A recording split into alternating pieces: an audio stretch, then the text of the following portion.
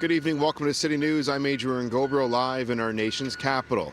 A weekend of unprecedented clashes between protesters and police on the streets, now leading to another polarizing national moment. This evening here inside the West Block, a vote will take place over the Trudeau government's decision to invoke the Emergency Act. Depending on the result, it could trigger a federal election.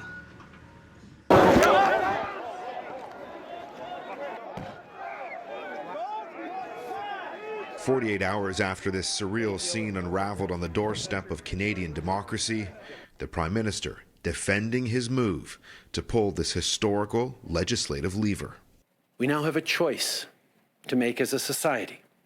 We can choose to keep reliving these scenes that tear at the values that bind us as Canadians, or we can choose to remember who we are.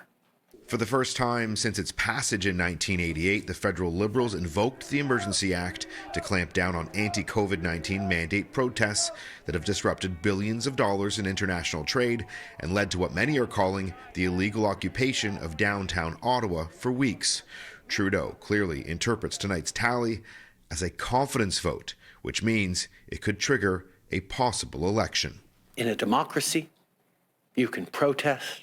You can share your opinion at the top of your lungs, but you can't hold a city hostage. You can't block a critical trade corridor and deprive people of their jobs. You can't attack journalists for reporting, which is essential to our democracy. The Emergency Act would remain in place for the next 30 days unless the government revokes it sooner, and the vote is expected to pass with the reluctant support of the NDP. We do not want to trigger an election. That would be the worst thing to do in this crisis, making this decision based on the seriousness of the threat to Canadians and to our liberty, to our democracy. And we take that as something that requires, again, our reluctant, but our support. Many experts, including people like Chris Lewis, former commissioner of the OPP, are saying the government had all the tools they needed and the Emergencies Act was an overreach. Multiple members of the federal Conservatives have spoken out against the continuation of the Emergency Act, including the leader of the Bloc Québécois. A recent public opinion poll found 66% of Canadians support the Prime Minister's move to invoke the Emergency Act to handle the protests across the country. Though when broken down by province, we start to see the divide in support.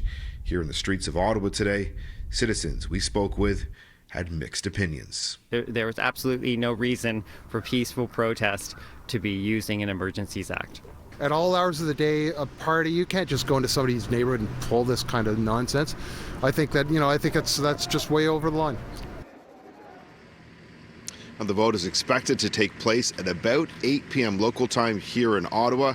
Now ahead on City News at 6, we're going to take you around the downtown core as we speak with area residents and businesses about what the last several weeks has been like for them as they try and reclaim their lives and livelihood.